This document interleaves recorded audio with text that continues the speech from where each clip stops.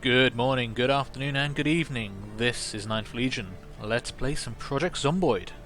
So, if you've not heard of Project Zomboid, it is a open-world survival horror zombie game, currently still in development. This is build 31, I believe, and it is available on Steam right now from the Indie Stone. So, we're going to go for a standard survival run-through. We're going to start with a new world, and we will start in Muldra. The map is quite big, and currently there are 2 towns on there. We're going to start in Muldra, which is the smaller of the 2, but it's the one I know slightly better. West Point is a little bigger, and it's got quite of a centre town to it. It's more urbanised, is what I'm trying to say. Let's call ourselves, well, I think it's going to have to be Ninth Legion. Our parents were a bit weird. They had a funny idea about naming conventions. And yeah, I'm not too worried what we look like. I think that guy looks cool. He's rocking the Silver Fox hairstyle, so we'll carry on.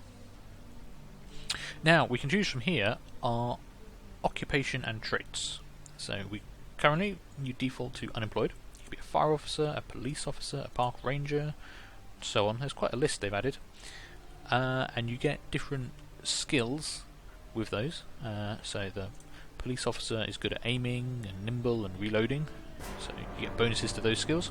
Construction worker is good for blunt accuracy and carpentry.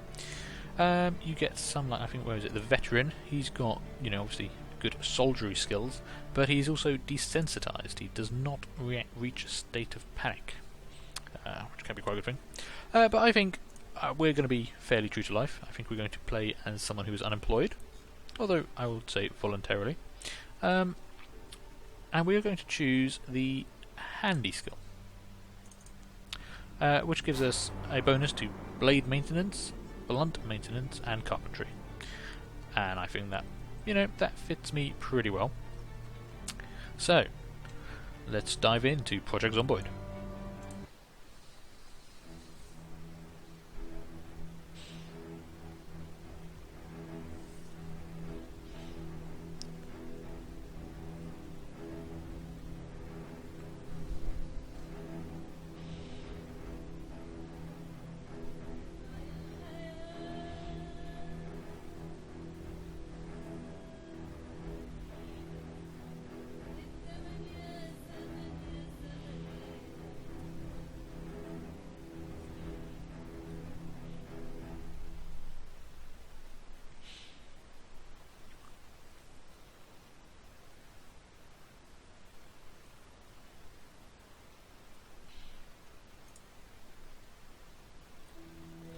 Okay, there we go. That was the introduction. It's very minimalist, and to be honest, it fits the start of the game very well. So yeah, the zombie apocalypse has happened. We are caught in the middle of it, and as you can see, we're in this house. This is not our house, and yeah, we need to start grabbing stuff. So it's an open world survival game. So we need to scavenge for food and weapons and tools and everything you could possibly think of. So this water bottle is a very good find to start off with. We'll grab some chips. Right now it looks like our best bet for a weapon is the frying pan, so we'll equip that as our primary weapon. If I zoom in quickly, you can see me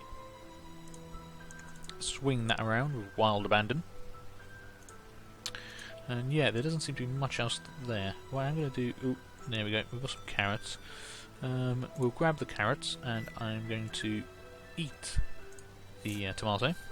That'll give us a nice little boost there. Short healing and strength boost. We do need to keep ourselves fed and watered. While we're here, I will take a drink as well, so we don't use too much of our bottle too quickly. And let's start exploring this house. And like I said, this isn't our house, so we don't know who's going to be in here. We could find zombies in one of these rooms. Now, we have found a hiking bag, and that is great. What we can do is we can wear that, and that increases the amount of stuff we can carry. As you can see, on a person we can carry up to 12 units of weight. I'm not quite sure if it's kilos. Kilos would make sense, I guess. But what I can do is equip on my back, and there you go, we've now got a storage container on our back, and that's great. So I'm going to put our carrots in there, our chips, and also I did see some ammunition. That is a good find. Can I put a hiking bag inside a hiking bag? Apparently I can. That's good. We will also grab those 2 sheets, because we can use those later on. And you see, that hiking bag has a total weight allowance of 20. Now, when you put stuff into a bag like that, you do feel the weight, but it's not directly on you. Okay? Let's zoom out a bit. There we go, that'll do. I want to be able to see around me. So it's a zombie game, and before you think, oh god, not another zombie game, it's worth bearing in mind this was actually one of the first open world survival horror zombie games. This was actually started development in 2011, and it continues to this day. This is currently build 31, and the development team have had, several setbacks. It's worth noting, but ooh, that doesn't look good. There's blood all over our garden. But they have persisted, nonetheless, in continuing to make this game. I bought this game about 4 years ago, actually, and it was very different back then. They've changed the engine, they've changed the characters, they've changed the animations, but it's always been incredibly playable. From the day I got it, I could put hours into it. And there's just a lot to see and do in this game. So hopefully this will be a nice long series. Is there anything on these shelves? No, that's a shame. So this is a nice little house. We're not too close to the middle of town, and zombies do tend to congregate near the centre of town. What we can do is we're going to close these curtains. So the zombies in the game are your semi-traditional George Romero style dumb zombies. They're slow, they're not very smart, and they basically just want to eat you. Now they can hear you, they can see you, and they can smell you. So you have to be a bit careful in what you do. Now what we need to do is find a hammer, and with that hammer I can use some of those, where are they? Those sheets we picked up earlier, and drape them over the windows. And basically that would mean that any zombie wandering past can't just look in the window and see me. Oh, there we go. We've got some zombies. Considering I'm just holding a frying pan, I don't particularly want to start fighting with them right away. As you can see, they stay fairly immobile. Unless they see or hear something they want. So, if we needed to get them out of the way, I could have my character make some noise and draw them away, and then just run around them. I can sprint quite happily. I will get tired eventually, and getting yourself exhausted in the middle of a zombie apocalypse is not a good idea. So I can outrun them. Ooh.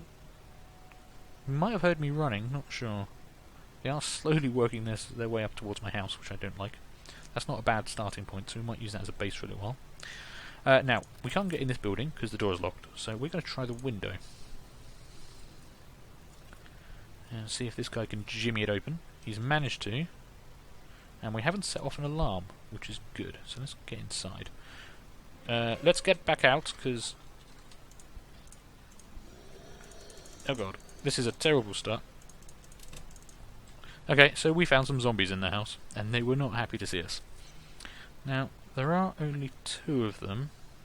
I don't think they've attracted the attention of anyone else. So I could try and take these guys on. If I can get them one at a time... let's see what we can do. This is only a frying pan. Oof, Jesus, there we go. So yeah, this game is still in development. The zombie corpse should not have disappeared. It's actually still there, we just can't see it. And zombies will have stuff on them. Whatever they had carried on them when they died will still be there, so you can occasionally find some really useful stuff. Excuse me, sir, would you mind coming out? I think I just killed your wife, or your girlfriend, or your sister. I have no idea. Are you dead? I think he's dead.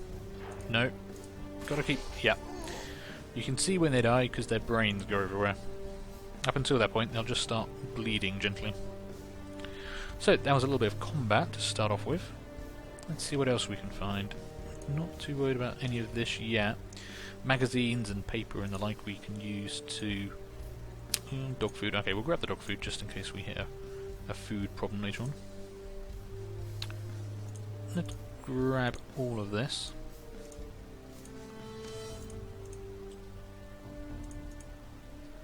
Okay. Now we'll go inside. Hopefully, I'm pleasantly hot. Might be a sunny day out there. I'm not wearing very much though. What have I just got on? What am I wearing at the moment? A vest. I shouldn't be getting too hot. Possibly it's just because I've been running around a lot. But this is a very small house. It's the bedroom. Ooh. Didn't mean. Ah, Jesus. They're right on top of us. So there was a third one in the bedroom. There we go. She's dead. Oh, she had some painkillers on her. Let's grab those. I don't think we took any injuries. Let's have a quick look at ourselves. Slight damage. I think we got scratched a bit, but that's okay. These are our skills. So you can see we've already got a point in maintenance for blade and blunt, and 1 unit of carpentry, and we will learn 75% faster, which is useful. And there we go. My favourite weapon so far is a frying pan, and with it I have killed 3 zombies. And we've survived for 6 hours. There is a full day-night cycle in this game. Excellent. We have found a baseball bat, and that is a much more efficient weapon. Let's also grab that. So I'm going to put the frying pan away. I'm going to put the sheet away, and I'm going to put painkillers away. And we're going to equip the baseball bat as our primary weapon. And that should work us much better. We are getting a little hungry, so let's eat some. Let's eat the chips. And we're still hungry. Oh no, that seems to have done it. We're still a bit hot, so we'll pop outside. Maybe it's just a really hot day. Those zombies are getting much closer to my house. I don't like that. Let's see what we can do with the baseball bat, shall we? There we go. They've seen us. I don't know where the third one's gone. There she is. That one made a lunge at us. That one of these is ridiculously fast.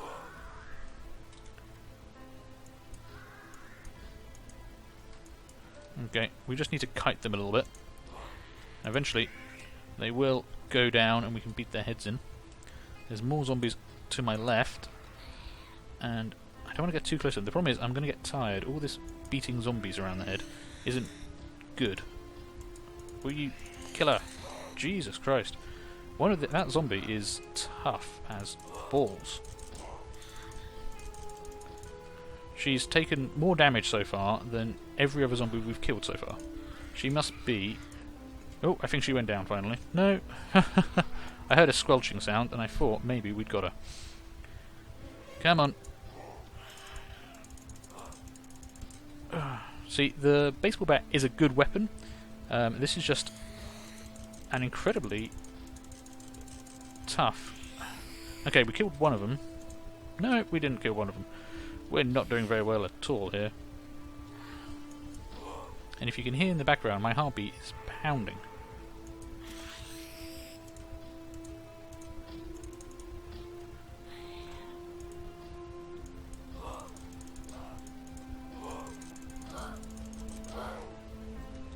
Just need to... All I wanted was you guys to get away from my house. Okay, we'll just keep running in circles around them. A small group of zombies isn't the worst thing in the world.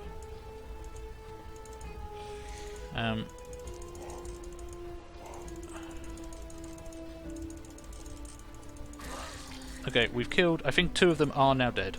We just need to get this one down. God almighty. Just gotta beat the hell out of this one.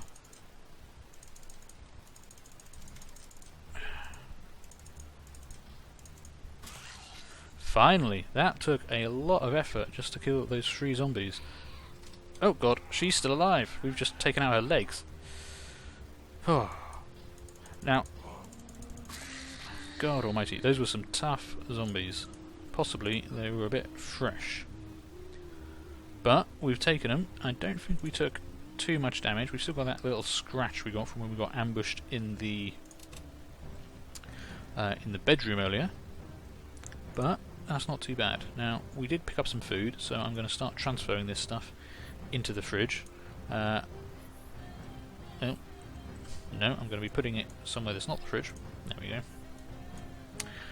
Now, for the time being, it's worth noting that the electricity is still on. The zombie apocalypse has begun. It's not over yet. Let's eat that corn dog. There we go. Give us a nice little boost. Yes, so the zombie apocalypse is still ongoing. We are currently, I think, near the epicenter, where it's just started, and we're behind the military quarantine that's locked off the area. Right now, people in the outside world don't know what's going on. As the game progresses, and as time goes on, what we will find is the infection, the zombies, the disease, the undead plague, spreads around the world. And it will take with it... I'm just looking through the window here to see if I can see anyone inside. I can't, so we'll try jamming open this window. As the infection spreads, vital services such as electricity and water will turn off. And I think on the current game setting is anywhere up to 3 months in-game. So we've got a little bit of time, but not too long. Oh, a master trapping book. That I'm going to grab that. That might be useful. Let's check and see if anyone's in the bathroom. No. No storage cabinet in there either. Bathrooms are good to find things like medicine. We found a doll. Oh, I don't think we can do anything with the doll. I think it's just some flavour. Not every item has a use yet. So salt and the like we can use in cooking. You can make some chemicals up with bleach. You can also kill yourself with bleach if you so desire. Ooh, we've got some more ammunition. We don't have a gun yet, but we do have ammunition. We'll grab the garbage bag, because I believe we can use that to make a rain collector later on. Matches, that's not bad. We don't need a cooking pot just yet. Or potato seeds. I think we've actually got some of that at home.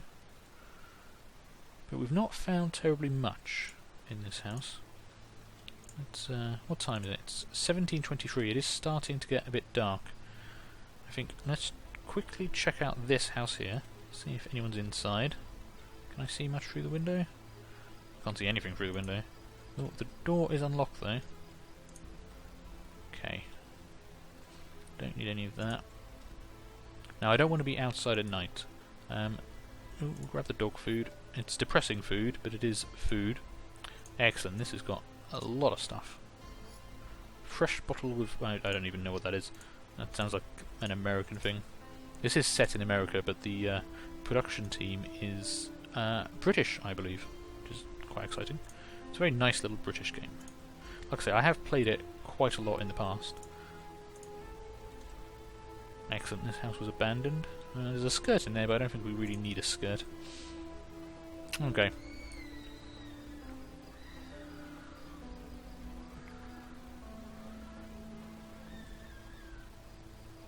Okay, I don't know if you could hear that, I hope you could, but there was some poor woman screaming off in the distance, which is a little terrifying.